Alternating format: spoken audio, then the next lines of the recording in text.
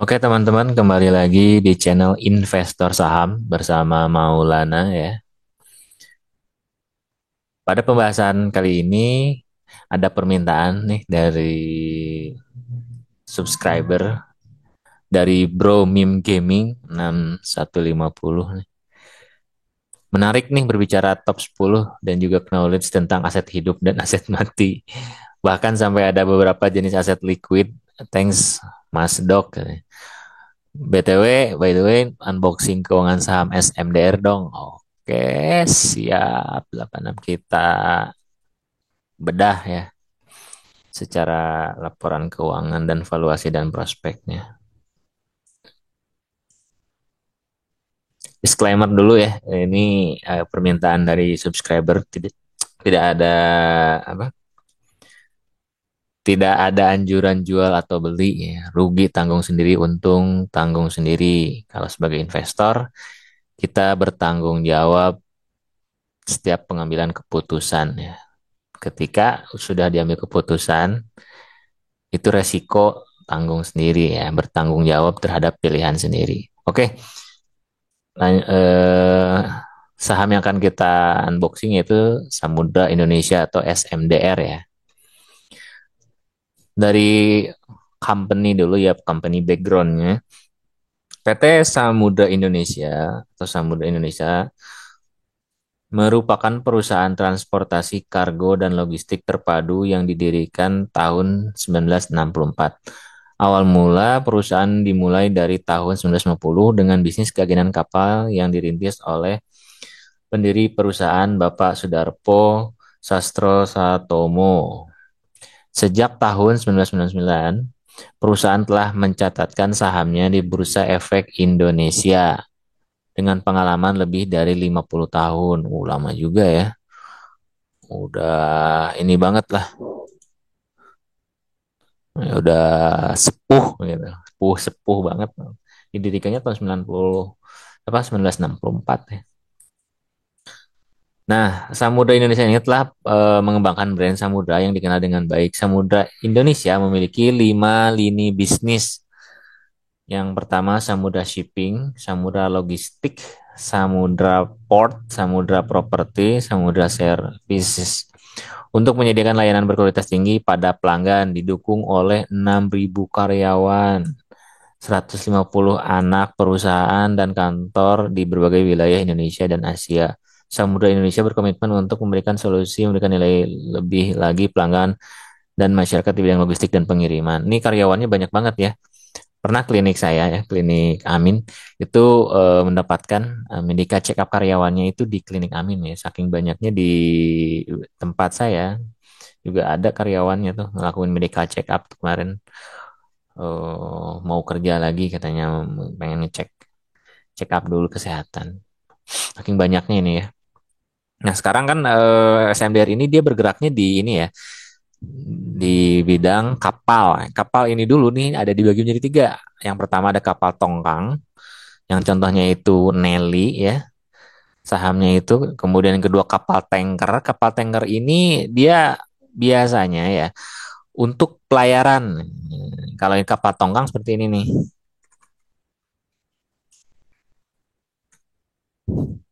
Nah, kan ini kapal tongkang itu biasanya untuk ngangkut batu bara, biasanya ya buat ngangkut batu bara. Ini kapal tongkang. Kalau kapal kapal kargo, nih kapal kargo,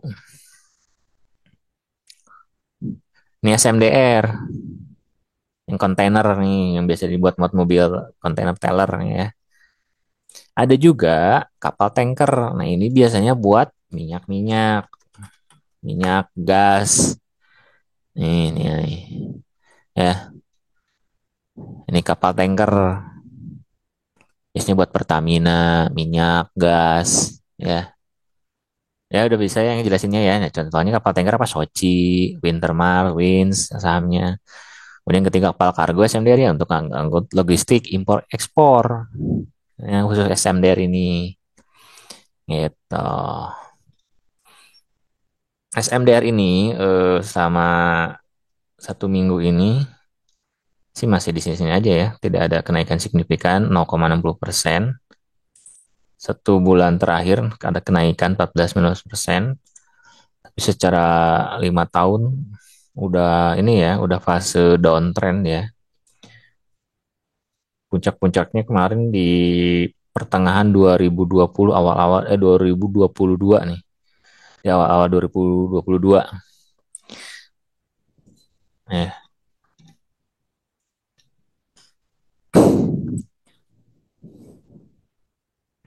kalau secara case statistik nih, secara case statistik market cap-nya itu di 5,5 triliun dan secara net profit ya atau net income 1,3 triliun ya di tahun 2023 kalau di analyze di setahun kan. Tahun 2022 kemarin 3,3 triliun profitnya, 2021 di 1,3 triliun. Oke. Secara valuasi, price to book value-nya ya 0,76 udah di bawah 1 BBV-nya, kemudian price earning ratio per selama setahun kan itu 4,21 kali. Kalau PI rasio pairnya itu trailing 12 month 12 bulan ke belakang itu 3,28. Oke. Dividen yield-nya berapa kalau SMDL? Dividen yield-nya lumayan besar ya 8,8. 8,8.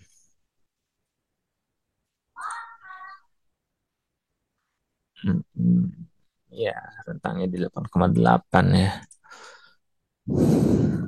Lanjut ke finansial, secara keuangan kita cek SMDR. Dari balance sheet dulu ya, dari kas. Kasnya ini dia SMDR di 6,5 triliun di tahun 2022 ya. Itu pasca pandemi ini terjadi lonjakan arus kas ya. Cashnya itu tuh 10 tahun ke belakang dia flat tuh di bawah 1 triliun nih sebelum pandemi. Belum ada tembus di lebih dari 1 triliun. Tapi pasca pandemi ini ada lonjakan nih pas pandemi itu. Dari tahun 2020 lebih dari 1 triliun kasnya itu. Ini kan anomali ya, maksudnya jarang gitu kesempatan kayak gini. Nanti kita bagian akhir cek prospeknya ya. Kenapa SMDR ini punya kas lebih dari 1 triliun dari tahun 2020 sampai 2023 sekarang ya 2022. Secara piutangnya bagus, persediaan bagus, lancar, oke. Okay. Kalau debt equity ratio-nya berapa nih? Solvensinya. Debt equity ratio 0,38, sehat banget, bagus. Interest coverage-nya sudah di atas 2, bagus. Secara keuangan bagus ya solvensinya. Oke, secara debt equity ratio bagus, total ekuitas. Secara ekuitas bagus, naik ya. Tapi sebelum pandemi ini pas pandemi sempat turun ekuitasnya, tapi setelah pandemi 2020 naik lagi. Di ekuitasnya di 10 triliun ya tahun 2022 kemarin total ekuitasnya. Oke, secara balance sheet udah, secara income statement. Nah, lihat secara 10 tahun ke belakang, SMDR itu kan di rentang 5 triliunan nih. Lihat, 5 triliun kan ini nih, garisnya ke belakang. Itu rata-rata di 5 triliunan omset pendapatannya itu, revenue-nya itu. Tapi pasca pandemi naik. Ini kan maksudnya anomali itu jarang kesempatan kayak gini. Ya, makanya harga sahamnya naik kemarin pas dari 2020 sampai 2020 sampai 2022 ya. Karena ini. Oh, kita cek laba bersihnya. Lihat selama 10 tahun ke belakang ya. Laba bersih yang dapat diatribusikan pemilik entitas induk ini ya, bukan yang non pengendali tapi entitas induk yang dilihat. Lihat, selama 10 tahun itu tembus 1,3 triliun profitnya. Ya,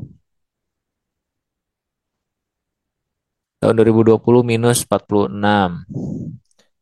2022 kemarin 3,3 triliun. Oke, mantap. Tapi 10 tahun ke belakang profitnya lihat keuntungannya itu nggak pernah gitu lebih dari 5 miliar. Oh, nggak pernah. Malah minus 2019. Minus 500 miliar. 533 miliar. Kan kalau di market itu yang dilihat kan profitnya ya. Jadi market itu bereaksi ketika profitnya dia mulai beranjak naik secara kuartal kita lihat. Kuartalan. Laba bersihnya. Oh, ya. Dari tahun 2022 akhir, 2022 kuartal 3 itu ada penurunan nih. Kuartal 4 2022 turun, kuartal 1 2023 turun, kuartal 2 2023 turun, kuartal 3 2023 turun. Jadi dari kuartal 1 sampai kuartal 3 terakhir 2023 itu turun. Makanya ini harga sahamnya pun turun. Ya, turun lihat.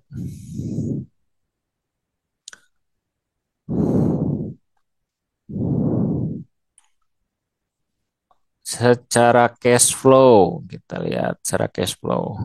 Sehat banget ya.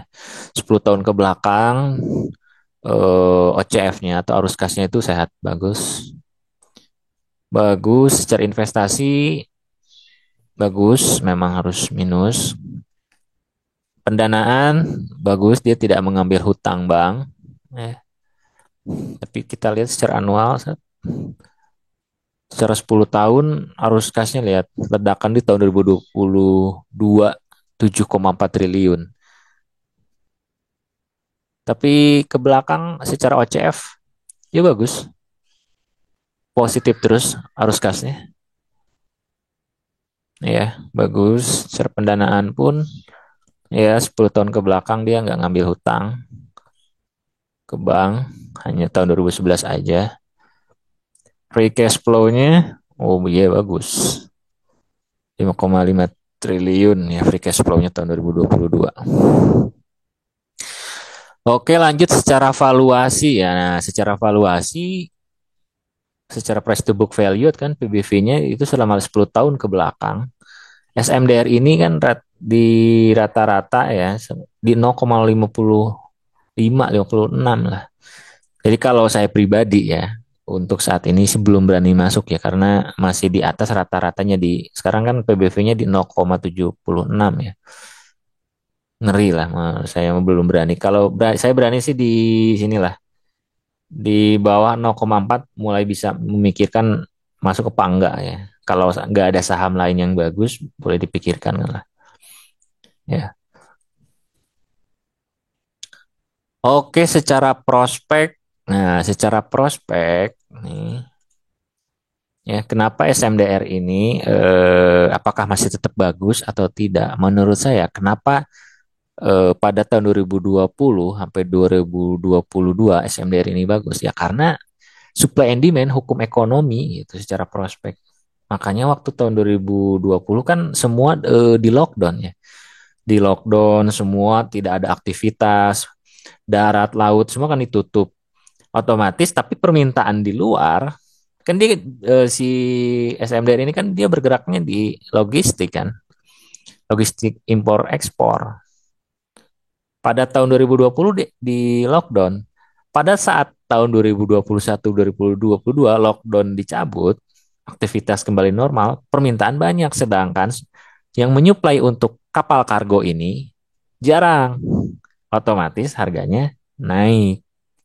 Ya kan, dia punya bargaining power, punya nilai daya tawar, makanya profit dan salesnya naik penjualannya diapresiasi oleh market.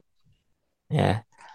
Tapi karena udah sekarang udah new normal, udah kembali aktivitas kembali dan yang menyuplai kapal kargo juga udah mulai bermunculan dan harga-harga komoditas juga udah mulai turun. Kemarin kan tahun 2020 sampai 2020 kan harga-harga naik. Apa aja yang naik? Dari medis, masker juga naik, hand sanitizer naik, kemudian minyak goreng naik, batu bara naik, sawit naik. Sekarang kan udah mulai turun,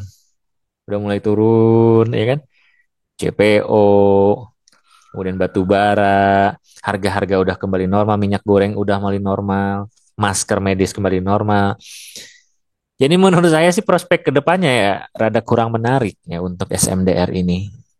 Kecuali ada kejadian lagi kayak lockdown kayak gitu, mungkin terusan Suez atau mana diblokir jalan kapalnya, jadi permintaan naik, supply sedikit, bisa lagi ada prospek situ. Cuman kan untuk saat ini ya belum ada prospek ke arah situ gitu.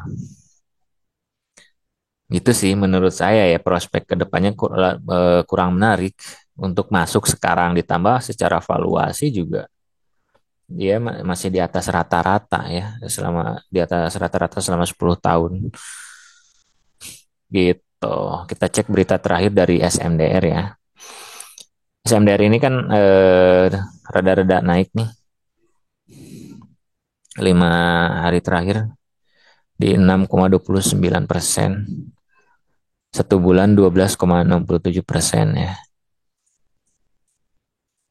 Oke, satu bulan atau 5 hari terakhir kan dia naik. Kenapa dia terkena sentimen ini nih? Laut Merah diblokir.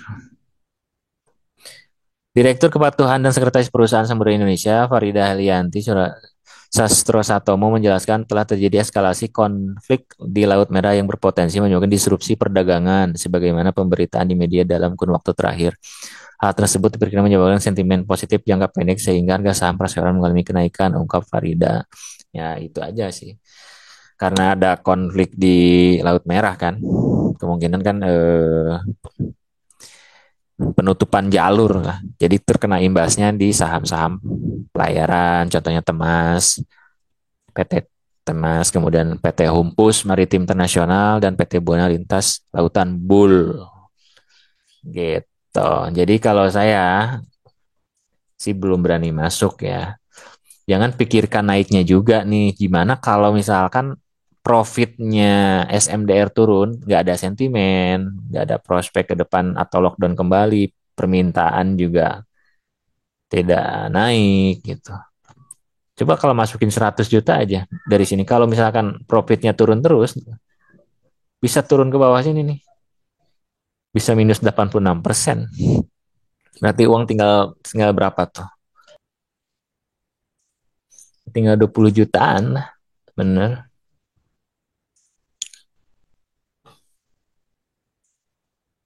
Coba lihat kalau minus 80-an. Kan gede juga ya. Nyimpan 100 juta. Minus 80%. Hilang itu 80 juta. Kan sayang banget. Jadi ingat prinsip Warren Buffett. Ya. Apa? Never lose money. Peraturan nomor satu, jangan pernah kehilangan uang. Ya.